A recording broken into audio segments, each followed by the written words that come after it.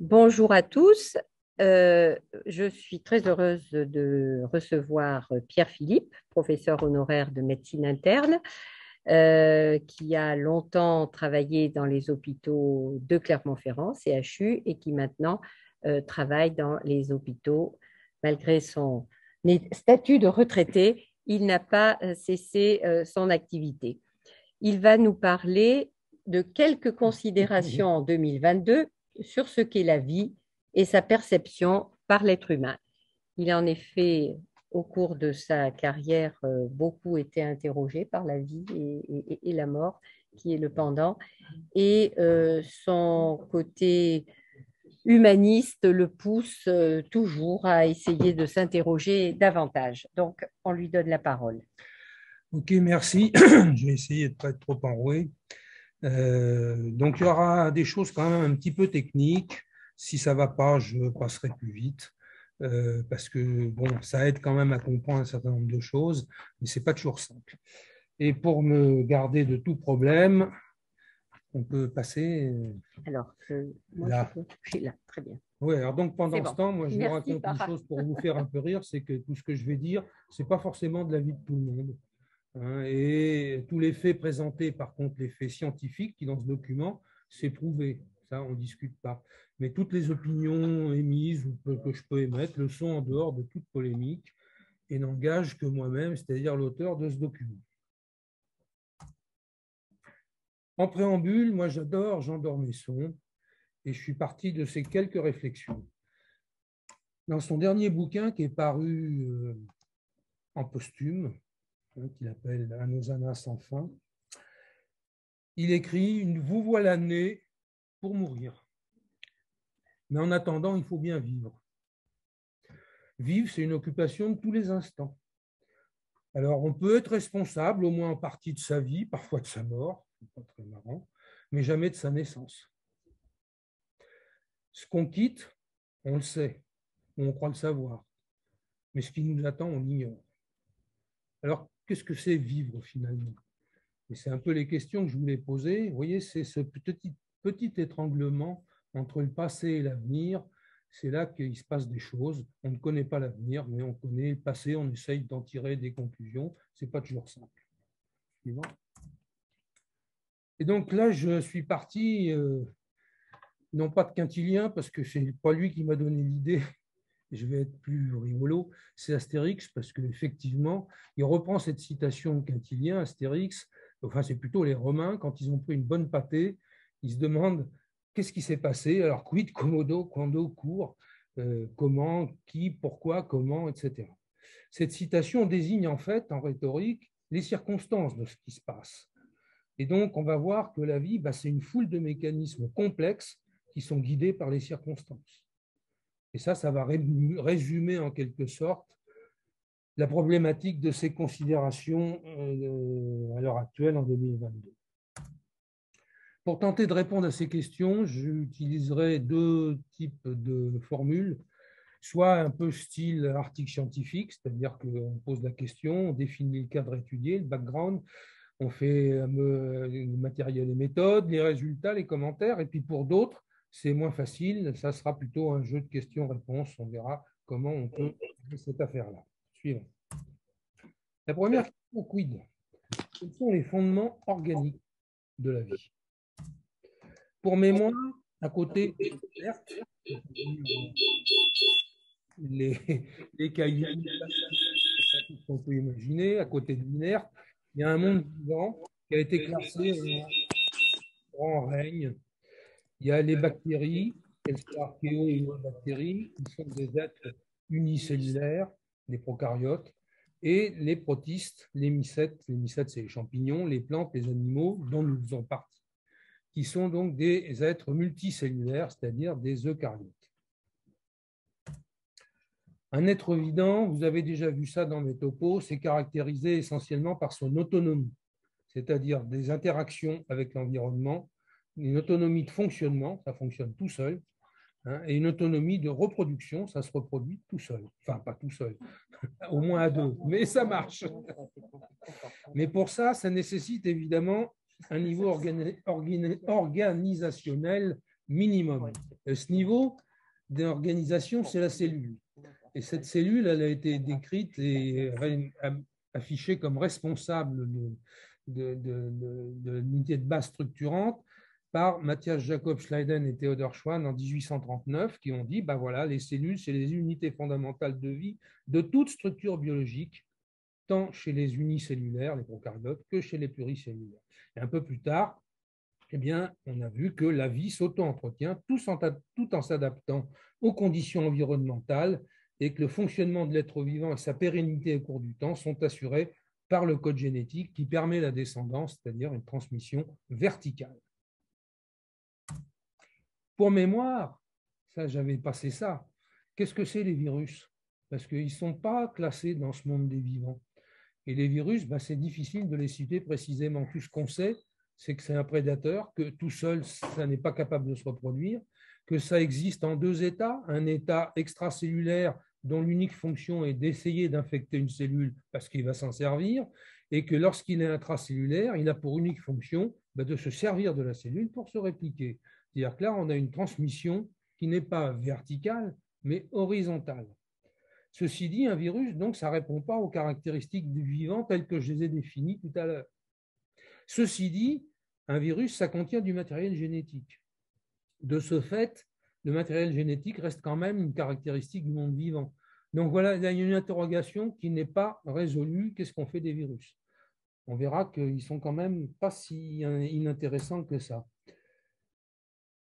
Pour ce qui est de matériel et méthodes qu'on utilise, de quoi c'est constitué finalement une cellule vivante? Ça fonctionne grâce aux matières de la vie. Les matières de la vie, c'est quoi? C'est le matériel génétique, c'est-à-dire les acides nucléiques, l'ADN, les ARN, j'indique bien les ARN. Il y a des effecteurs, les soldats, ceux qui bossent, c'est les protéines, on va y revenir. Il y a des membranes biologiques qui sont constituées essentiellement de lipides. Les premiers, le matériel génétique, c'est le gardien et transmetteur d'informations et c'est l'acteur de la synthèse protéique. Les protéines, ça fait tout ce qu'il y a à faire comme boulot. C'est les housekeepers, fonctionnement, croissance, signalétique, différenciation, réparation, et tout ça en modulant le programme si nécessaire, on verra.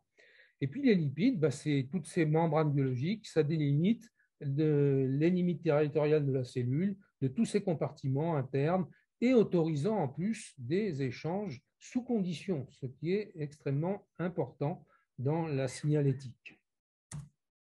Et puis, toute cellule vivante a aussi besoin d'énergie pour fonctionner en autonomie. Il y a un carburant, c'est le glucose. En fait, imaginez que c'est une bagnole, c'est le pétrole. Si on n'a pas de pétrole, on ne peut pas avancer.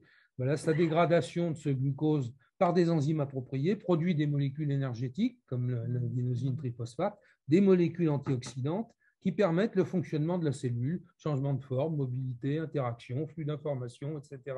Et ça survit. Si on n'a pas ça, ça ne fonctionne pas.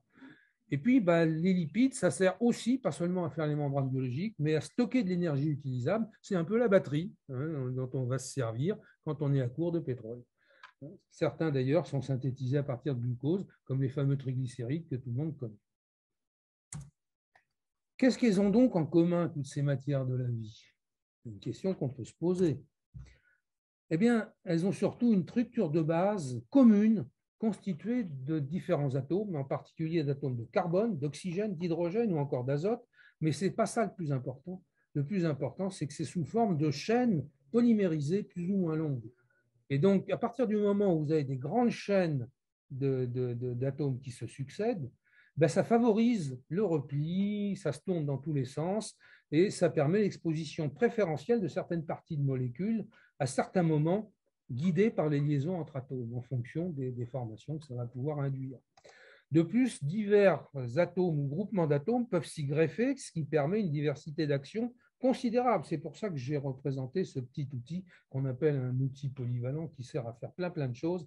Là, c'est ça. Et que vous prenez les chaînes d'acides gras, comme ce qu'il y a sur cette diapo, les chaînes de polypeptides, c'est-à-dire les protéines, que vous preniez les chaînes de glucose, c'est aussi des chaînes de glucose, ou les chaînes de nucléotides qui constituent les acides nucléiques, ce n'est pas un puzzle, mais c'est un squelette déformable qui comporte des arborescences qui permettent des actions très spécifiques et très variées.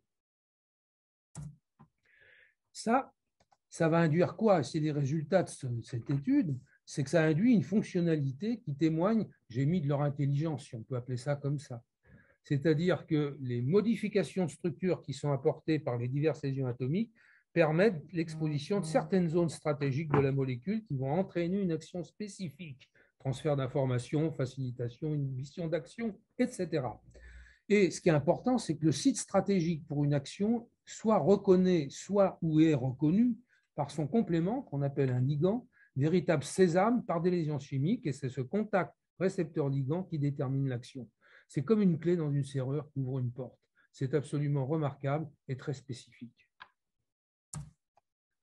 Un exemple démonstratif. Alors là, j'irai peut-être un peu plus vite ou un peu moins vite, ça dépend si je vous intéresse ou pas, parce que c'est assez compliqué, mais c'est démontré que l'hémoglobine, qui est quand même une molécule absolument fondamentale dans la vie, puisqu'elle transporte l'oxygène, hein, et cette molécule, elle est intelligente.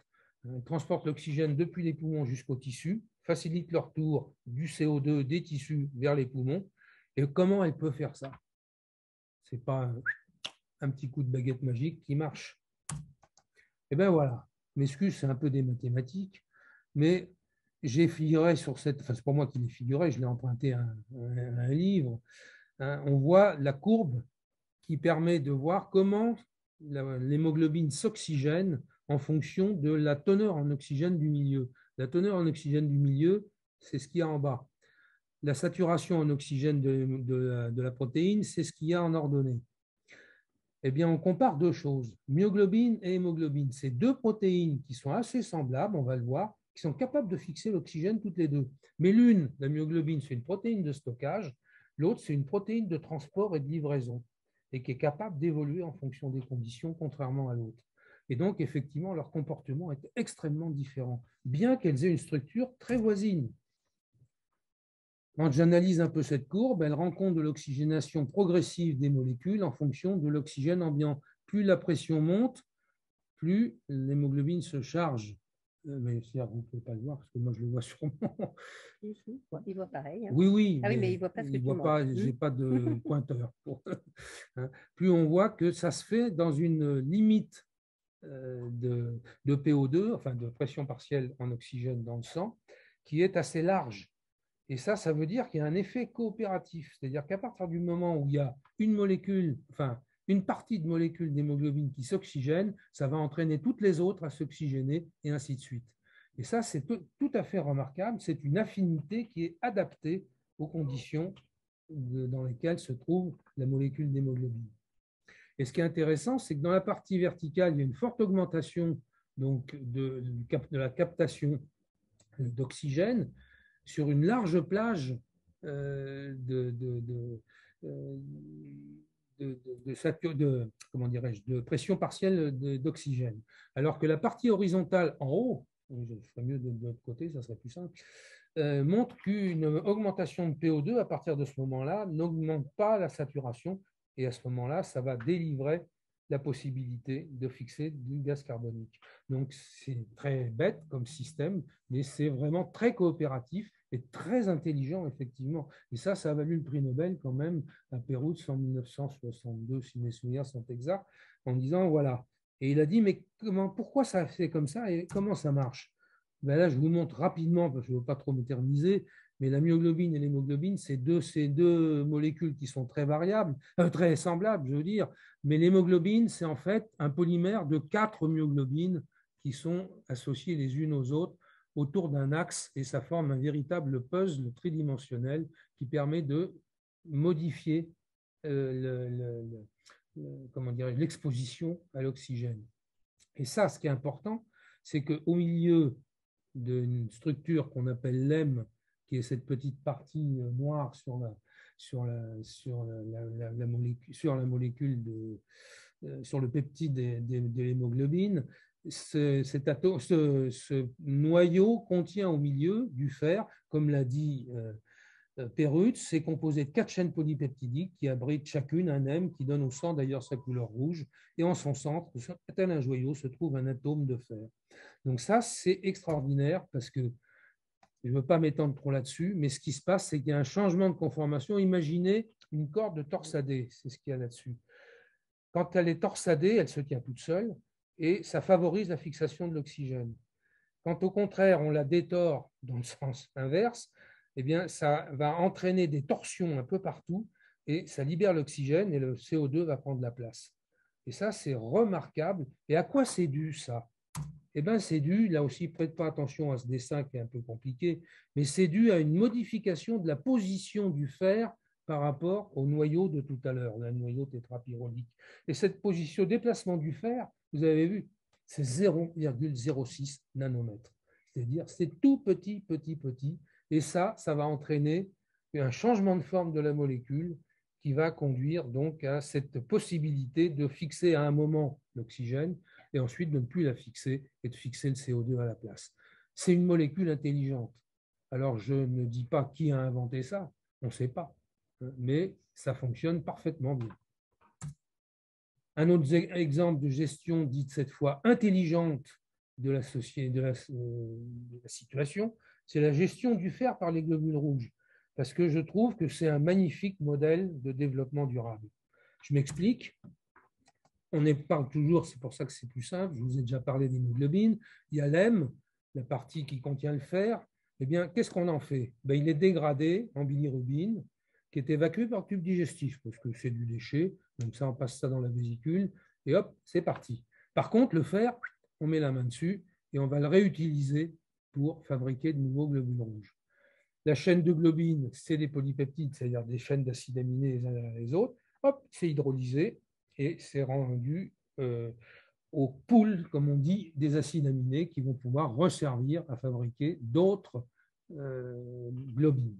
C'est assez extraordinaire parce que vous voyez que ce schéma qui n'est pas si compliqué que ça, c'est qu'à peu près, un globule rouge, ça vit à peu près 3 mois, une centaine de jours pour faire simple.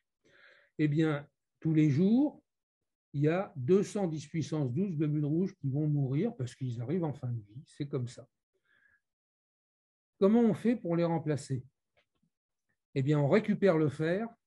Le fer est récupéré par les cellules dites macrophages qui vont les amener sur le lieu où on refabrique l'hémoglobine. Donc, et ça va jouer pour 19 mg sur les 20 mg dont on a besoin tous les jours. Autrement dit, l'alimentation, c'est que dalle. C'est 1 mg par jour qui repasse dans les urines aussi sec. Autrement dit, ça fonctionne en développement durable. On utilise tous les produits qui ont fonctionné. Quand le globule rouge meurt, on récupère et on fait refonctionner des nouveaux globules rouges. C'est assez exceptionnel parce que ça ne consomme pas d'énergie. On a beaucoup de graines à prendre dans ce mode de fonctionnement. Alors, comment ces mécanismes très finement adaptés et adaptables ont-ils pu voir le jour? C'est une grande question. Alors là, c'est là que je vais peut-être m'exposer à des problèmes, mais y a-t-il eu, comme il a été dit pour l'apparition de l'univers, un Big Bang inaugural de la vie qui fait qu'il y a eu une étincelle polyvalente, créationniste? Ou est-ce que finalement la vie est apparue à partir du moment où certaines liaisons chimiques, par leur combinaison, pour partie due au hasard et ensuite sélectionnées, ont permis un dialogue avec l'environnement qui s'est enrichi progressivement sans avoir eu de plan de départ et aboutissant au fil du temps et des nombreuses mises au point successives, par tâtonnement, par élimination de l'inefficace, à une mécanique extrêmement complexe mais formidablement adaptable, ce qui semble bien être une condition indispensable au maintien de la vie telle que créée de cette façon. C'est-à-dire que la vie serait finalement un long chemin chaotique d'adaptation avec pour seul objectif, et pas toujours rempli, le maintien et l'amélioration constante de la situation acquise. Ce qui me permet d'opposer les deux positions, d'être créationniste ou d'être évolutionniste. Quelques commentaires qui n'engagent que moi. En biologie et sciences de la vie, la reproductibilité, ce n'est pas la règle, du tout. 100%, 0% en biologie, en médecine, ça n'existe pas. C'est la parfaite traduction de la présence constante d'un écart. On m'avait demandé d'ailleurs de commenter en médecine à la suite des travaux de François Juillet. L'écart, c'est une des clés de voûte de l'évolution. Et ça permet de constater une souplesse qui autorise une intervention forte du hasard, parfois bénéfique, parfois délétère. C'est le hasard qui décide. Ce n'est pas l'individu qui réfléchit et qui dit on va prendre ça plutôt qu'autre chose. Alors, qu'est-ce que pensent les humains de ça? La pensée créationniste, ça concerne quand même pas loin de 10% encore des gens en France qui restent fidèles, mais ça concerne 40% des gens aux USA. C'est assez étrange. La pensée évolutionniste, à partir d'un ancêtre commun, Lucas, l'ast, je ne sais plus quoi, bon, je retrouverai ce que ça veut dire, des variants génétiques émergent fortuitement. Je dis bien fortuitement, par hasard. Et ces variations héréditaires vont s'associer à une sélection naturelle. Comment elle se fait, cette sélection? Principalement en jouant essentiellement sur le succès reproductif. Si la mutation qui a été créée entraîne la mort précoce d'un individu avant qu'il soit en âge de procréer, ça va s'éteindre, nécessairement.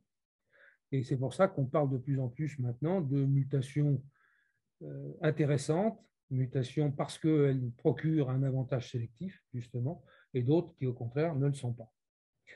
Je n'ai pas pu ne pas représenter Charles Darwin, qui est quand même le père de cette théorie évolutionniste, et je crois qu'on est, enfin, personnellement, moi je m'engage à penser qu'il a tout à fait raison. Finalement, pour résumer la question quid, la vie, c'est animée par un objectif, sinon expansionniste, du moins de maintien de l'espèce, humaine en l'occurrence. Cette espèce humaine a trouvé des conditions d'accueil et de propagation favorables sur notre planète, indépendantes de l'être humain lui-même, au moins initialement, parce qu'en ce moment, c'est peut-être bien en train de changer. Ce maintien, l'individu n'est pas doté de pouvoirs surnaturels, mais obéit aux lois de l'évolution, modulées par les progrès de la science. Et ça nous impose une stratégie et une logistique de défense sans cesse réadaptée en fonction de la situation. Ça vous rappelle quelque chose quand je vous ai parlé du corona? Pour mémoire, un virus, c'est expansionniste, comme tous les virus, par transmission, lui, horizontale, pas verticale. C'est pour ça que ça ne dure pas. Il a trouvé des conditions d'accueil et de propagation favorables chez l'homme, indépendantes du virus lui-même, qui n'est pas doté de pouvoirs surnaturels, mais obéit aux lois de l'évolution, et qui développe une stratégie et une logistique de défense sans cesse réadaptée. Bon, il varie beaucoup plus, c'est-à-dire finalement un virus c'est vivant ou pas? Moi, je n'ai pas la réponse. Ce que je peux dire, c'est que si je compare les deux, on n'est pas du tout dans la même échelle d'existence et de résilience, bien entendu, mais les procédés évolutifs sont néanmoins étrangement voisins.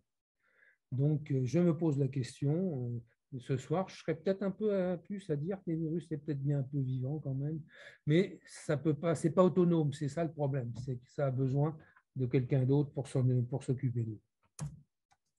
La deuxième question, Komodo, comment ça fonctionne?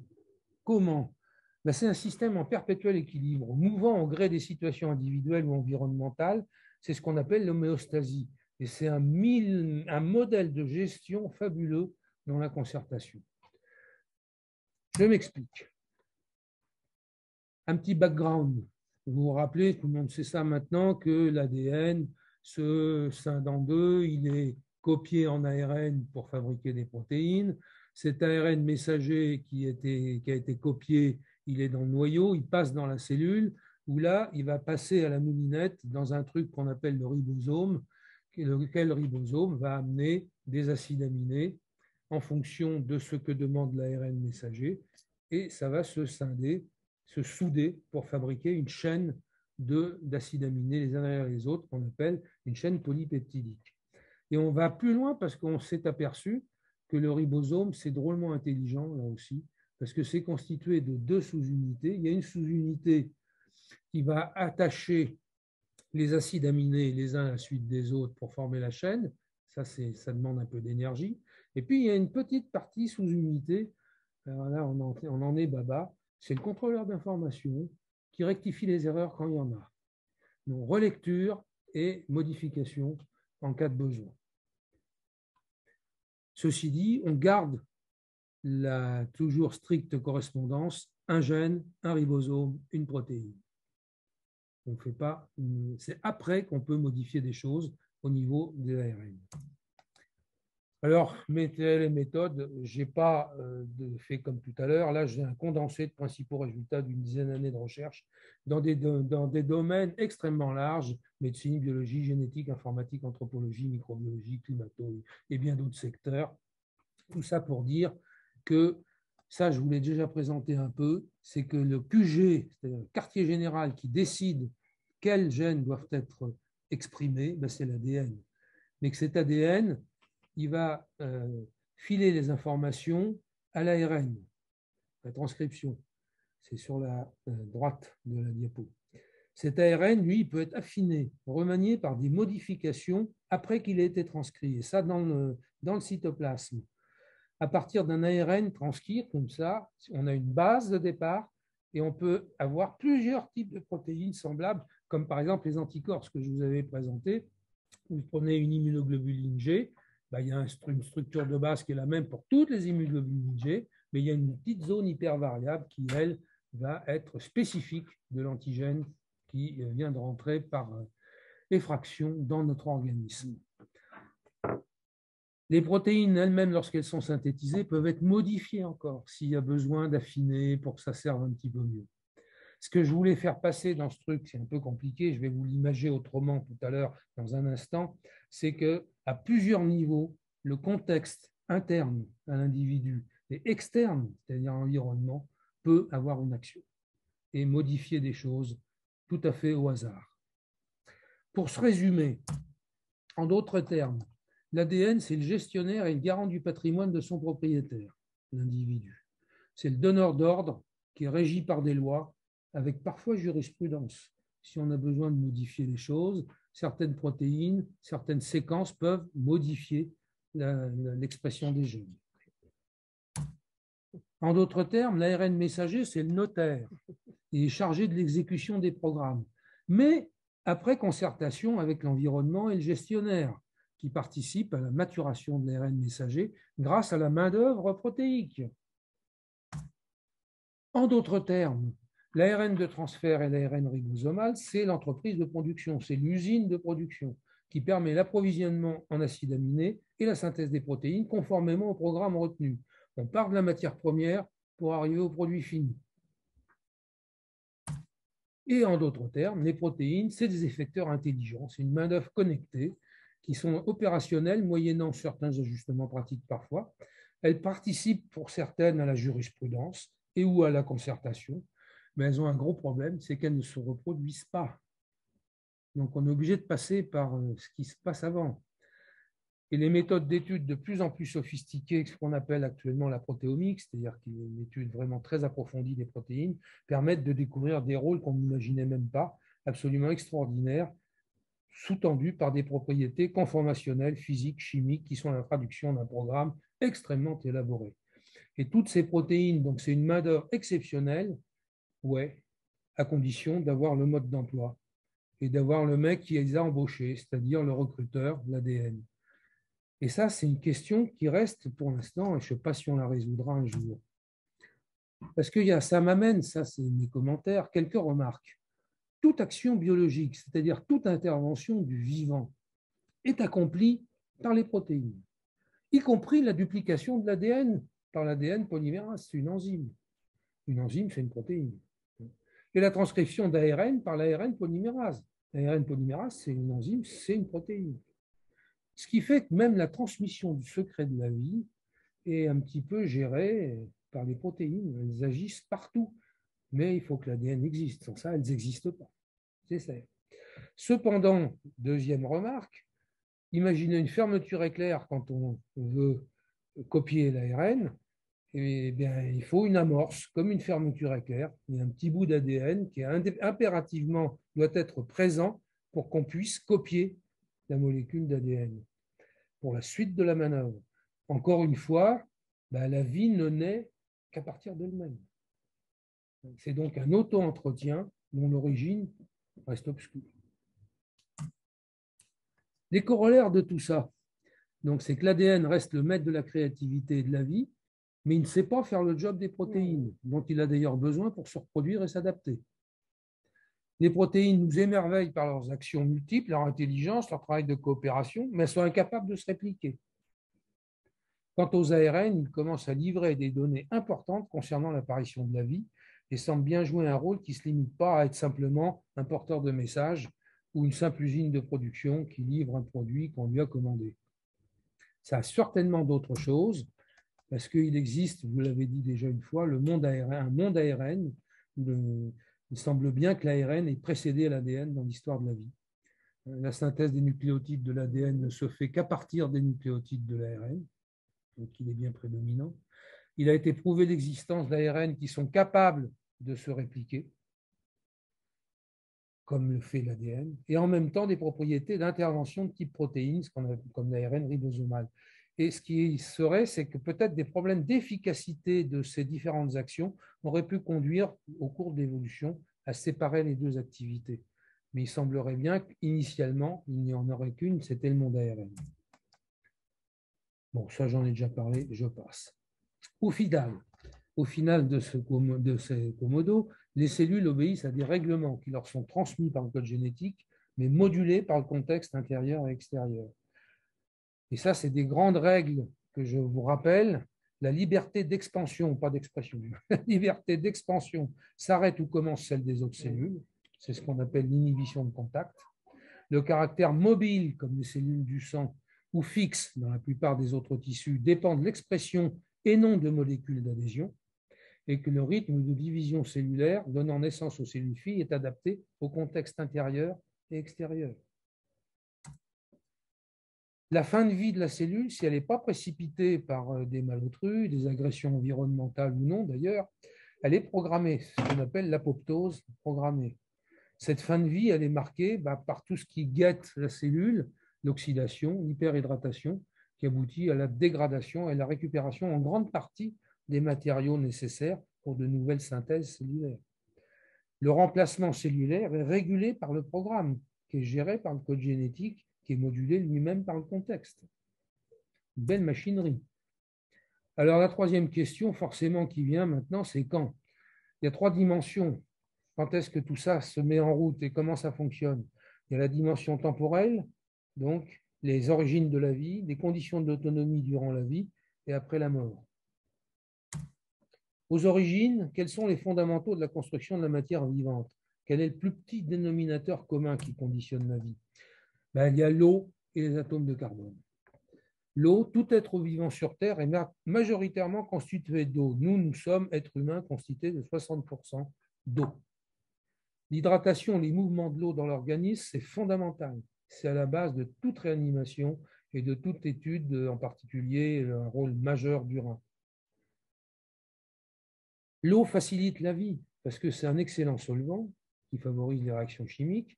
C'est un excellent véhicule de transmission d'informations et c'est un élément protecteur du danger que représentent les ultraviolets. Donc c'est vraiment un milieu impeccable. Les atomes de carbone, c'est pareil. Le squelette chimique des molécules du vivant, si je vous repassais toutes les chaînes que je vous ai montrées, il y a des atomes de carbone partout. Et ces atomes de carbone, pourquoi? Parce que le carbone dispose de beaucoup de possibilités de liaison avec d'autres atomes. Et en plus, avec des liaisons, peu importe la force de la liaison, ça marchera toujours. C'est impeccable. Et ces liaisons sont peu énergivores, indépendant de la force de liaison qu'on va obtenir. Et donc, il y a un très, très large éventail de combinaisons moléculaires possibles. Alors, la vie est très ancienne, puisqu'on estime que les organismes qui peuplaient la Terre il y a 3,5 milliards d'années utilisaient déjà plusieurs métabolismes, signe d'une forme de vie déjà évoluée. Et donc, la vie serait sans doute apparue encore plus tôt dans l'histoire de la Terre. Ça, c'est des recherches qui ont été menées par des Français, la France Westphal à Orléans et Pascal Philippot à l'Institut de physique du globe à Paris. Et ça débouche, je dis, c'est bien, cette vie, elle est très, très ancienne, mais est-ce qu'on ne pourrait pas la fabriquer? Donc, il y a eu des tentatives de synthèse de matière vivante. Comment est-ce qu'on pourrait faire? Les balbutiements, ça date déjà. En 1953, Stanley Miller qui a réussi à synthétiser 4 acides aminés artificiellement en mélangeant, c'est un peu la poudre de perlimpinpin, de l'eau, de l'ammoniac, du méthane, de l'hydrogène, une décharge électrique, et il a réussi à faire 4 acides aminés. Ça n'a pas été plus loin. Donc avec ça, on ne fait pas la vie. Alors, plus récemment, parce que ça c'est une française, Paris-Sorbonne 2016, à partir de nucléotides de synthèse, qu'on sait faire des nucléotides de synthèse, et elle a pu obtenir des chaînes nucléotidiques avec des cycles d'hydratation, de séchage, etc. Mais ce n'est pas parce qu'il y a des cycles comme ça que ça donne la vie. On fabrique de la molécule, mais elle n'est pas pour autant matière vivante. Alors, est-ce qu'on peut fabriquer du vivant? Fabriquer des molécules du vivant, c'est possible techniquement. Effectivement, les rendre opérationnels, c'est une autre affaire. Mais c'est possible. Par exemple, on sait fabriquer une protéine active, l'insuline, par exemple, depuis 1980.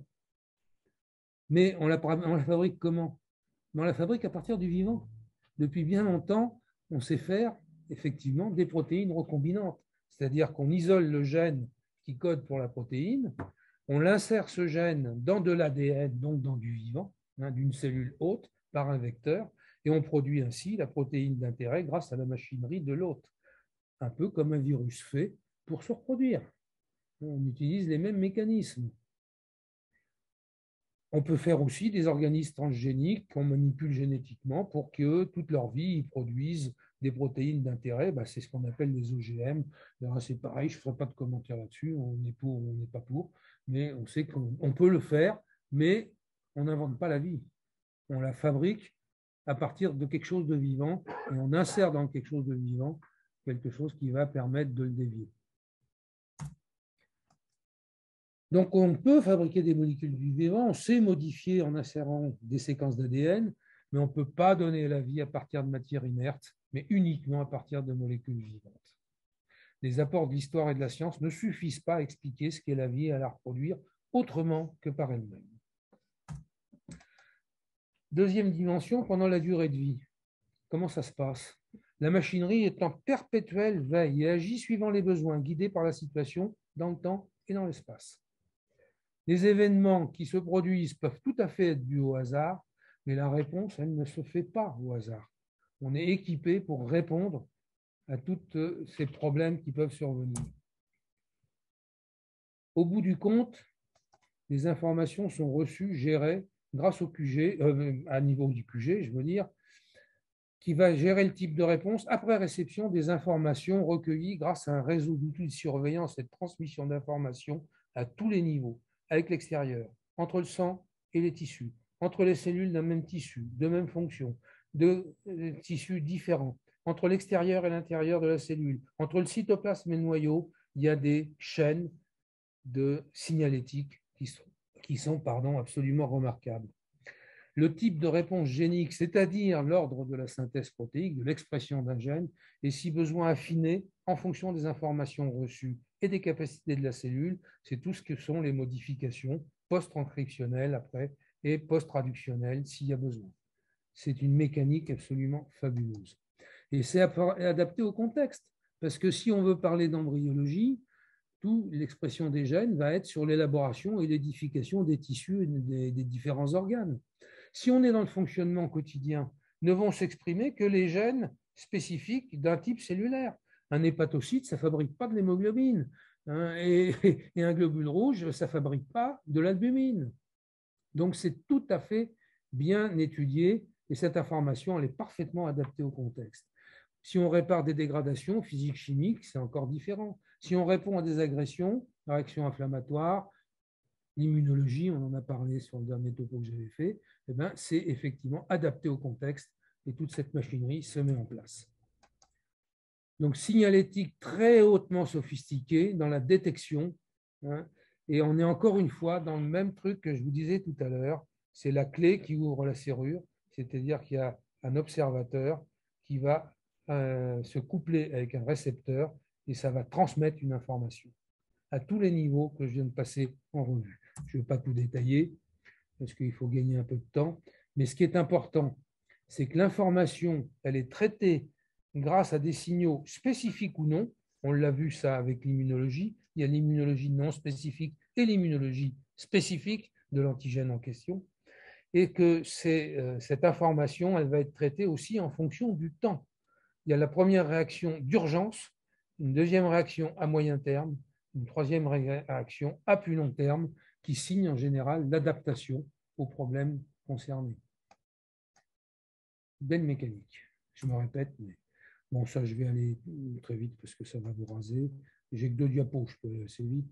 Pour vous donner une petite idée, comment est-ce que fonctionne notre utilisation du fer dans la cellule. On a vu que le fer, c'est absolument extraordinaire pour la vie. Eh bien, il y a 2 protéines qui s'occupent du fer. Il y a la ferritine, qui est une protéine de mise en réserve, c'est dans le foie. Et puis, il y a la transférine, c'est la protéine de transport du fer sur les lieux de son utilisation dans la moelle-osseuse. Eh bien, la régulation, elle se fait grâce à des caméras de surveillance, entre guillemets, qui sont en fait des protéines qui se trouvent dans la cellule et qui reconnaissent s'il y a assez de fer, trop de fer ou pas assez de fer. Elles vont transmettre ça grâce à une logistique d'adaptation de l'ARN messager, c'est-à-dire que les protéines vont informer l'ARN messager et donc elles vont l'affiner pour qu'il s'oriente vers ce qu'il y a besoin. Pour vous donner ce que ça donne, c'est la dernière diapo un peu compliquée. Quand vous avez un excès de fer, les protéines qui ont reconnu cet excès de fer informent l'ARN et ça va lever l'inhibition de l'ARN messager de la ferritine et on va mettre le fer en réserve. Si par contre, et ça va en même temps permettre la dégradation de l'ARN de la protéine de transport qui est la transférine, à l'opposé, quand il y a une carence en fer, c'est l'inverse, c'est-à-dire qu'on va favoriser la traduction de l'ARN messager de la transférine pour pouvoir transporter le fer sur les réserves et ça va inhiber la traduction en ferritine. Tout ça avec des espèces de sensors qui sont des protéines spécialisées qui informent l'ARN et qui vont le modifier en fonction des besoins. Au final de ça, le fonctionnement a pour objectif le maintien d'un équilibre, c'est l'homéostasie. Ce fonctionnement fait appel à une connaissance permanente de la situation interne et externe grâce à une signalétique hautement sophistiquée et il repose sur des interactions indicateurs-récepteurs qui aboutissent à des actions physiques ou chimiques adaptées selon le degré d'urgence et débouchant sur une expression adaptée des gènes requis.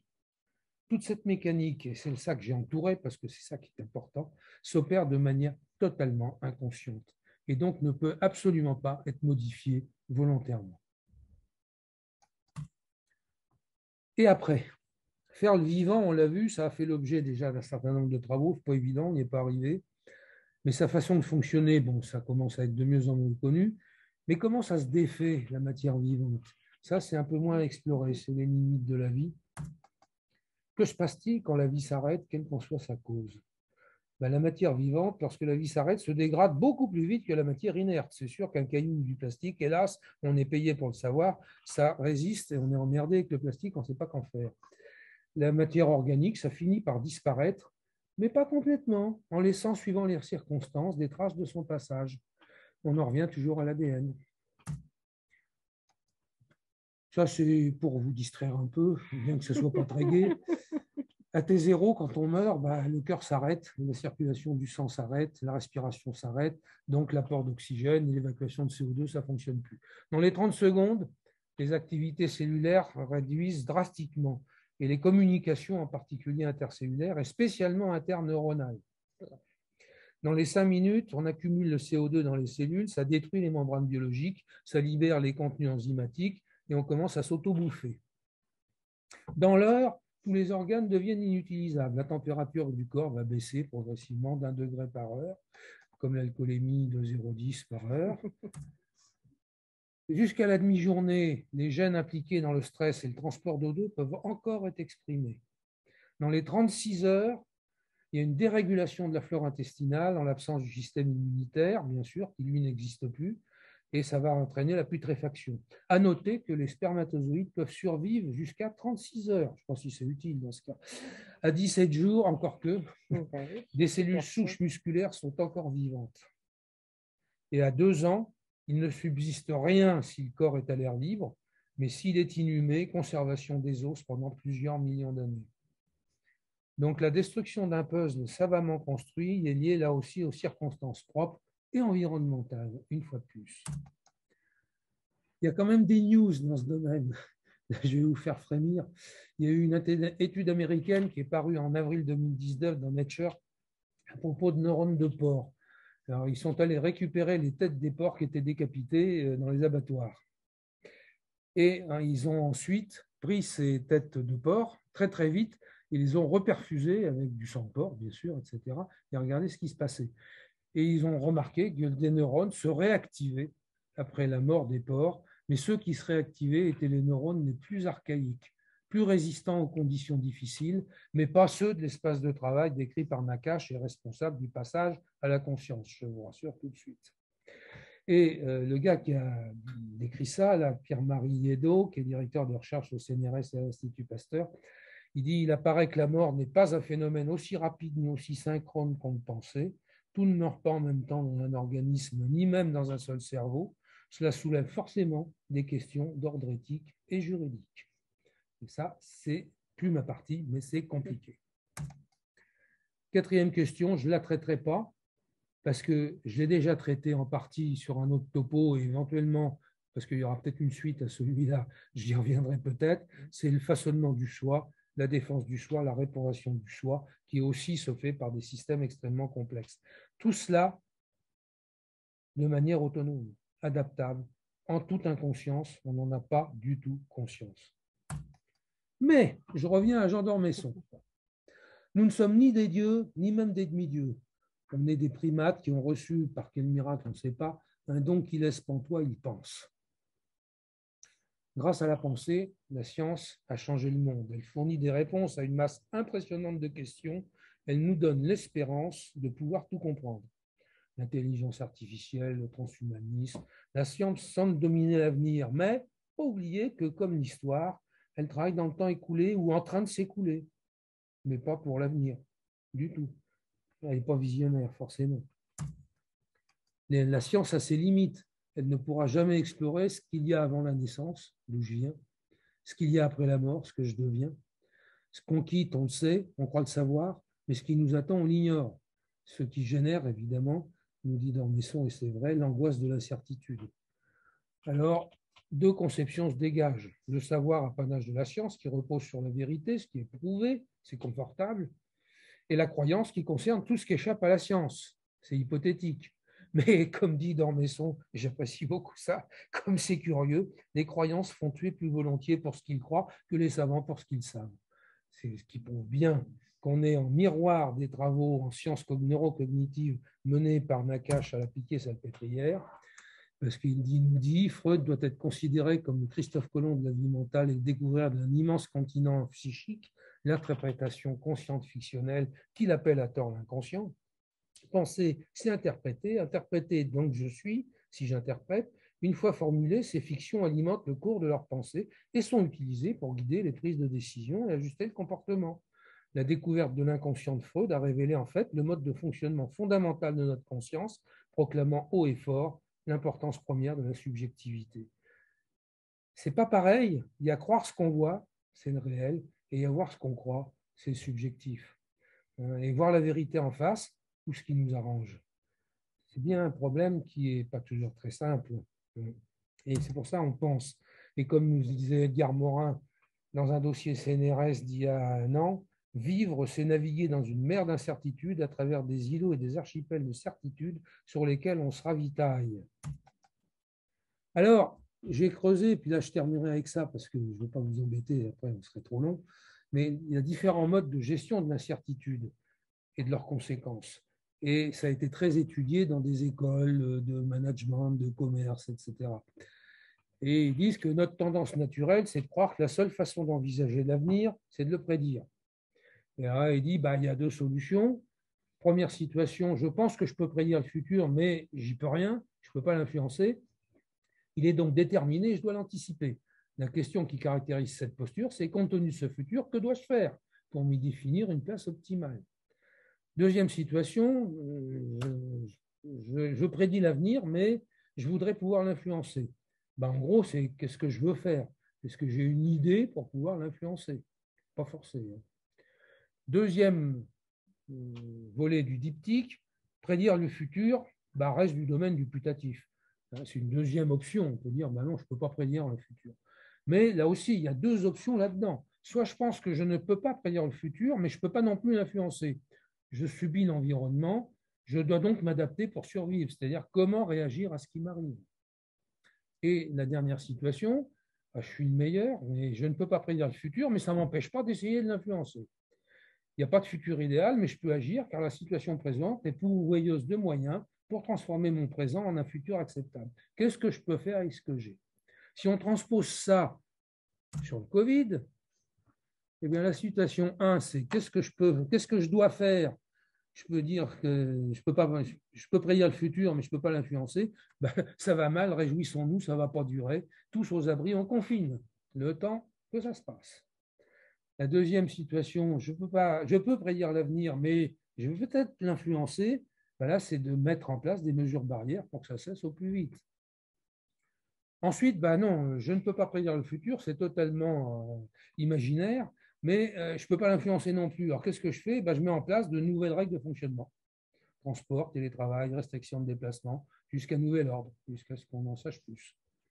Et puis, dernière situation, je ne peux pas prédire le futur, mais je vais essayer quand même de l'influencer. Donc, ben, mettre au point la vaccination et vacciner le plus possible pour éviter les résurgences et tester des actions thérapeutiques. Finalement, et c'est un peu l'épilogue de ce topo, en 2022, qu'est-ce qu'il faut retenir de ces considérations ponctuelles?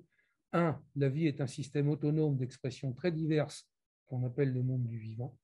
La vie s'est développée probablement très progressivement à partir d'un ancêtre commun, depuis plusieurs millions d'années par ajustements successifs en fonction de l'environnement et de la tolérance au changement, grâce à des mutations au hasard, ensuite sélectionnées ou éliminées en fonction d'eux.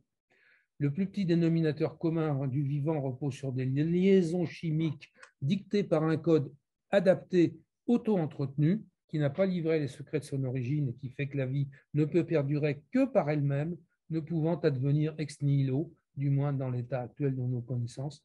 Et à partir de là, doit-on considérer que la vie existe? Ben, ça demeure une question débattue, vous avez vu avec le virus, moi je me pose toujours ces questions, et sans réponse bien définie actuellement.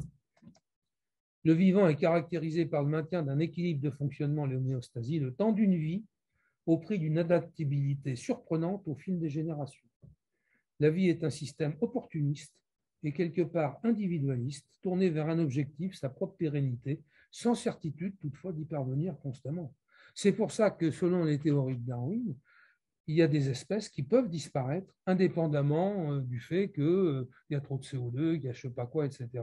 Tout simplement parce qu'elle ne va pas s'adapter à une nouvelle solution et des espèces peuvent disparaître et nous en faisons partie. Ça pourrait nous arriver un jour, je ne suis pas pessimiste, j'espère pas, mais bon, ce système repose en tous les cas, vous l'avez vu, j'ai essayé de vous le démontrer, sur un dialogue permanent en interne et avec l'extérieur, permis grâce à un réseau de surveillance et de communication hors pair, le tout fonctionnant de façon autonome et en parfaite inconscience. Et je termine avec cette dia. Néanmoins, ce système peut être modulé par la pensée ou des formes moins élaborées d'interprétation comme l'instinct. En principe, n'arrivent à la conscience que les signes d'un dysfonctionnement, signes réels ou interprétés comme tels. C'est pour ça que je vous ai mis à suivre, parce que ça m'a mené trop loin. Et je pense qu'il y a beaucoup de choses qu'il faudra peut-être dire à un autre moment, peut-être. Absolument.